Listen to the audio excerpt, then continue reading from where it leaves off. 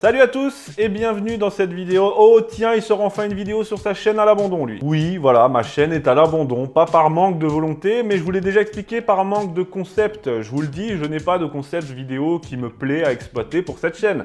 D'ailleurs, si vous avez des idées, n'hésitez pas à les proposer en commentaire. Et puis voilà. Et s'il vous plaît, ne m'écrivez pas comme la dernière fois, oui, tu devrais faire un truc sur telle bataille ou tel personnage. Non. L'histoire, c'est sur TV Liberté, avec la petite histoire tous les mardis. Là, on cherche un concept pour cette chaîne. Faut suivre. Le mec agresse les gens d'entrée de jeu, comme ça. D'ailleurs, en parlant de ça, cette chaîne est à l'abandon, oui, je le reconnais, mais je tiens à préciser que je fais quand même une vidéo par semaine minimum depuis 5 ans sur TV Liberté, hein. La petite histoire, tueur en série, tout ça. Voilà, je dis ça pour les petits malins qui se moquent du fait que je m'occupe pas de cette chaîne, n'est-ce pas, mademoiselle Descuffon? Ah, ça, c'est fait. Tu sais très bien que je suis quelqu'un d'intelligent, que j'allais pas laisser passer. Alors du coup, vu que j'ai toujours pas trouvé de bons concepts à exploiter pour cette chaîne, et ce sera corrigé quoi qu'il arrive dès la rentrée, je vous le promets, bah je me suis dit go pour une petite FAQ quoi. C'est bien les FAQ, franchement, je pourrais en faire toutes les semaines moi des FAQ, hein, y a pas de problème, vous posez les questions, c'est vous qui faites tout le contenu, moi je réponds, magnifique. Mais oui. Bref, je vous ai demandé de poser vos questions sur Twitter, Instagram, Facebook, d'ailleurs suivez-moi sur ces réseaux sociaux, n'hésitez pas, d'autant que j'arrive bientôt aux 10 000 abonnés sur Twitter et Instagram, donc ce serait parfait. Voilà, donc j'ai sélectionné pas mal de vos questions, je vous remercie pour ça et je vais y répondre maintenant.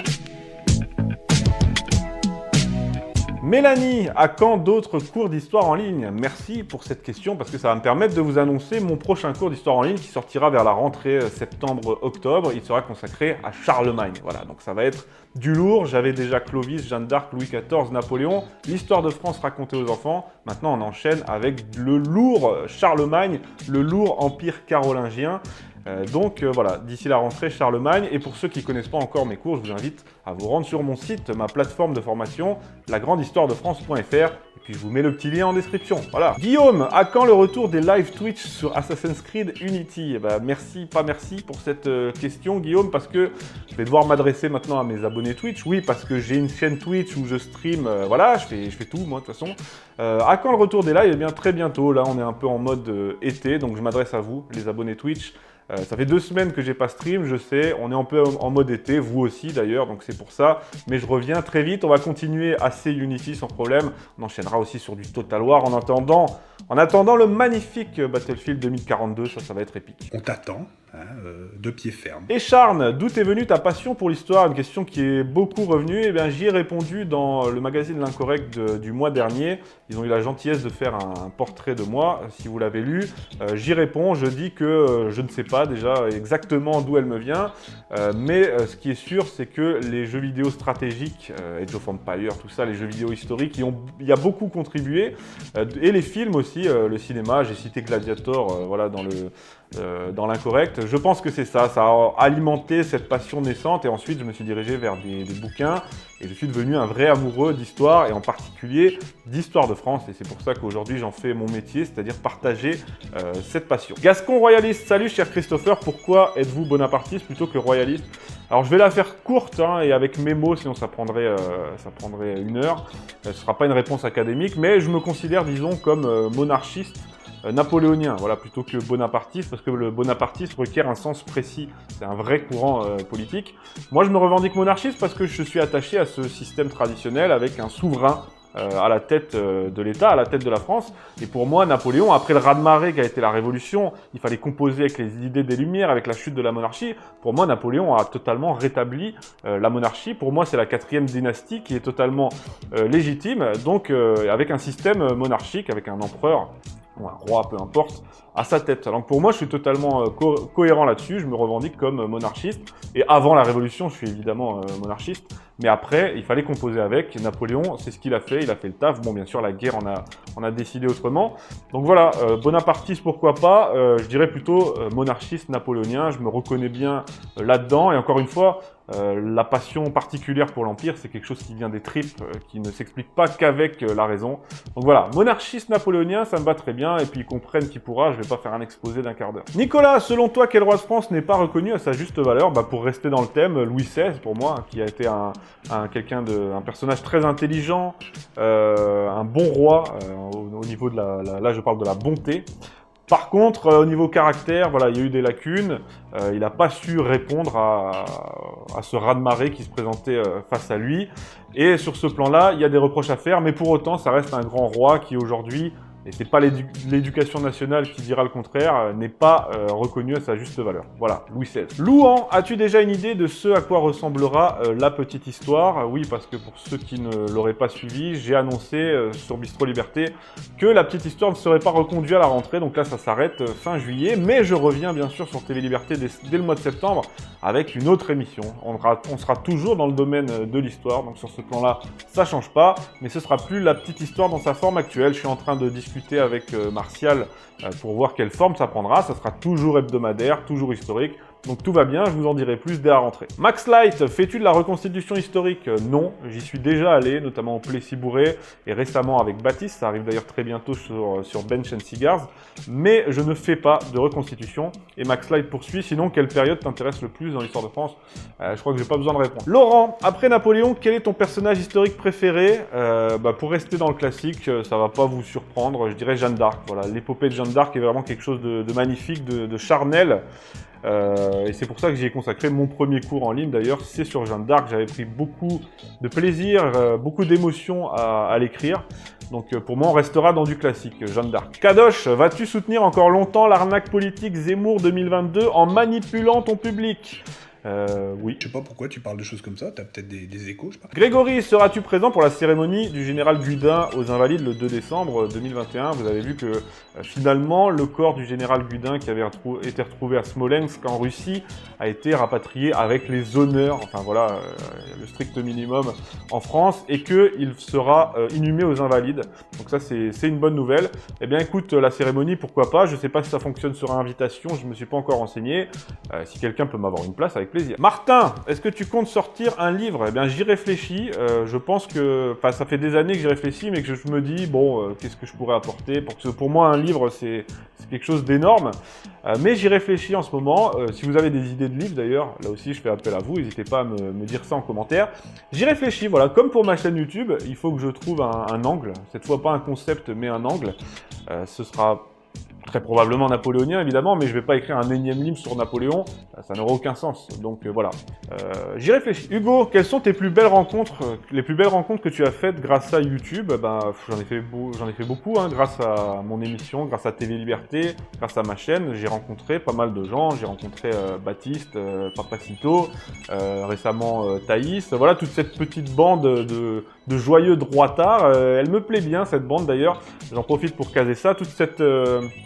Tout cet univers Raptor, Valek, Bench and Cigars, Papacito, tout ça, je trouve que ça me fait plaisir de voir ça parce que il y a 10 ans, il y a 5 ans, ça n'existait pas encore.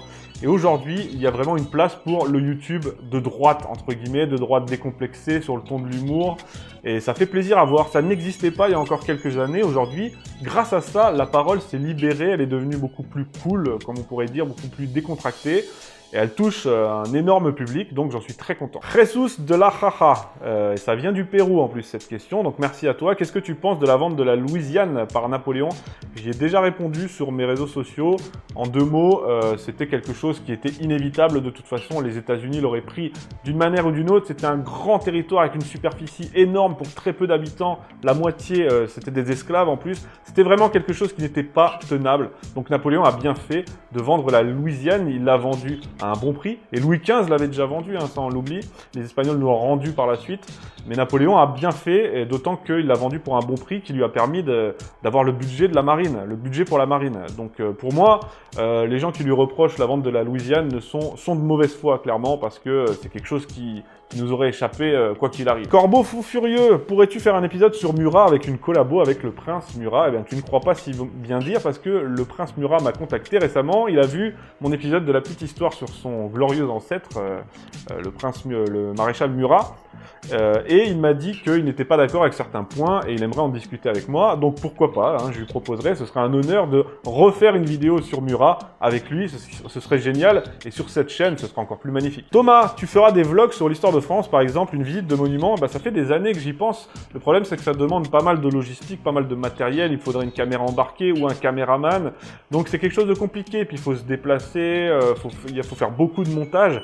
C'est quelque chose qui prendrait énormément de temps, mais qui me tiendrait à cœur en même temps, et je sais pas si ça toucherait un public. Les vidéos patrimoine, en général, ça ne fait pas beaucoup de vues. Hein. Donc, j'y réfléchis depuis des années. Ça reste dans un coin de ma tête, mais pour l'instant, j'ai pas rendu ça concret sur ma chaîne, quoi. Je dis n'importe quoi, là, ça va plus, j'ai trop chaud. Alors ça, c'est une question de Antonin, il me semble, très intéressante. À quel degré évaluerais-tu ton objectivité durant tes vidéos historiques? Ça, c'est très intéressant parce que on parle souvent de Nota Bene, par exemple. Et moi qui suis plutôt le YouTube histoire patriote, amoureux de la France, quoi. Et ben moi, je revendique cette non-objectivité, parce que pour moi déjà l'objectivité n'existe pas, on a toujours un prisme, quel qu'il soit, on a toujours un prisme, sauf que moi, je pense, ce qui fait la différence, c'est que moi, ma subjectivité, je l'affiche. Voilà, ma subjectivité, c'est mon amour de la France, ma volonté de défendre la France, de partager la glorieuse histoire de France, c'est ça mon prisme. Donc je reste dans les faits, évidemment, je reste factuel, je vais pas les déformer des faits, mais pour autant, j'ai un prisme qui est de inciter les gens à aimer la France par son histoire. Donc moi, ce prisme-là, je le revendique, cette subjectivité. C'est ça qui, je pense, me distingue, c'est que chez moi, c'est revendiqué et c'est pas à lire entre les lignes, tac, glisser des petits trucs tout en se prétendant neutre. Voilà, je pense que c'est ce qui me distingue et j'assume cette subjectivité. Grégoire, quelle est la bataille napoléonienne qui te passionne le plus? Franchement, c'est Eylau. J'adore la bataille d'Eylau, j'en ai fait un épisode dessus, la bataille la plus épique. Il s'est passé tellement de choses épiques pendant cette bataille. La charge de la garde à la baïonnette dans le cimetière d'Eylau. On a eu le 14e de ligne, le drame qui est arrivé au 14e de ligne. La charge, la plus grande charge de l'histoire avec Murat, la tête de 12 000 cavaliers qui roule sur les Russes. Le colonel Lepic qui crie à ses grenadiers « haut les têtes, la mitraille c'est pas de la merde ». Cette bataille, enfin j'en ai des frissons rien que d'en parler. C'est pour moi la bataille la plus épique, c'est celle qui me passionne le plus. Bataille très meurtrière, très difficile, la première d'ailleurs pour la Grande Armée, mais très intéressante. La jument Lisette aussi. Il y a tellement de trucs épiques dans cette bataille, c'est incroyable. Ligne Maginot 1940, une vidéo sur la ligne Maginot de prévu, clin d'œil à ton grand-père. Merci beaucoup pour cette question. C'est pas mon grand-père, c'est mon arrière-grand-père qui a été prisonnier à la ligne Maginot. J'ai déjà fait une vidéo sur TV Liberté, ça s'appelait « La ligne Maginot est-elle un gros fail ?» je crois. Peut-être qu'elle a sauté avec la chaîne, donc du coup si vous voulez la trouver, tapez Ligne Maginot sur le site de TV Liberté et non pas sur YouTube, vous la trouverez très certainement. Et enfin, pour finir, une question qu'on m'a beaucoup posée, qu'on me pose tous les jours. Je reçois des DM, des commentaires tous les jours là-dessus. C'est pour ça que je n'y réponds plus, parce que sinon j'y passerai tout mon temps. Gianni, es-tu un descendant de ce bon maréchal Lannes? Voilà, ça c'est vraiment, tu descends du maréchal Lannes, est-ce que c'est ton ancêtre? J'en reçois tous les jours des questions comme ça, donc je vous en veux pas évidemment, c'est normal. Mais voilà, je prends la peine d'y répondre dans cette vidéo, j'allais dire une bonne fois pour toutes, mais non, il y aura toujours des gens qui continueront à me la poser. Non, je ne suis pas un descendant du maréchal Lannes, Lannes n'est pas mon vrai nom, c'est un pseudo, c'est mon vrai prénom mais pas mon vrai nom. C'est un pseudo que j'ai pris en hommage au maréchal Lannes, justement, quand j'ai commencé sur YouTube, quand j'ai commencé sur Internet. Il fallait un pseudo, histoire de pas mêler le militantisme politique que je pouvais avoir avec la vie privée. Donc voilà, c'est un pseudo que j'ai pris en hommage au maréchal Lannes, parce que j'ai une admiration sans borne pour le maréchal Lannes, entre autres, évidemment, avec son destin glorieux, tragique.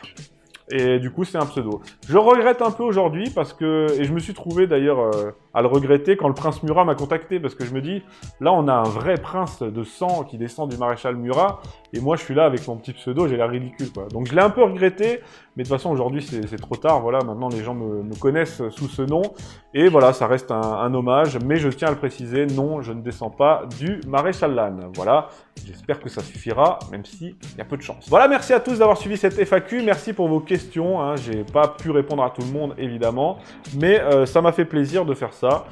Bon, j'abusais un peu tout à l'heure quand je disais faire une FAQ toutes les semaines, parce que ce serait pas terrible, mais je suis pas contre faire des FAQ de temps en temps. J'en referai sur cette chaîne, parce que c'est un exercice qui est sympa, et puis ça permet de répondre aux questions de la communauté. Voilà. Merci à tous. N'oubliez pas, si vous voulez vous renseigner sur l'histoire de France, vous former sur l'histoire de France, mes cours en ligne, le lien est en description, lagrandehistoiredefrance.fr. Suivez-moi sur Instagram, sur Twitter, sur Facebook. Je publie beaucoup de choses, des peintures, des anecdotes historiques. Donc n'hésitez pas. Et sur Twitch, hein, pour ceux qui aiment le jeu vidéo historique. Ma chaîne Twitch, je mets tout en description. Merci à vous. On se retrouve peut-être cet été pour une vidéo, mais bon, là, tout le monde est en vacances et puis le mois d'août, c'est pas un bon mois pour YouTube. Donc, on se retrouve à la rentrée de septembre sur cette chaîne avec un concept. Voilà, un concept aux petits oignons. Peut-être que c'est vous qui allez le trouver dans les commentaires, mais j'ai à cœur mon objectif de rentrée. Numéro 1, c'est de développer cette chaîne YouTube. Donc là, c'est clair, si je reviens pas en septembre, c'est vraiment que je suis un fumier, c'est vraiment que je suis un menteur et un escroc.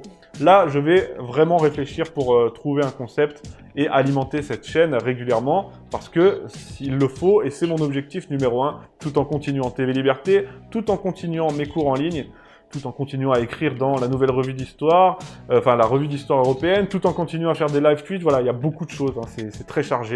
Mais cette chaîne sera alimentée à la rentrée, je vous en fais la promesse. Merci à tous, voilà, on se retrouve bientôt. Je dis pas très bientôt, je dis bientôt, voilà, sur cette chaîne pour du nouveau contenu. Salut!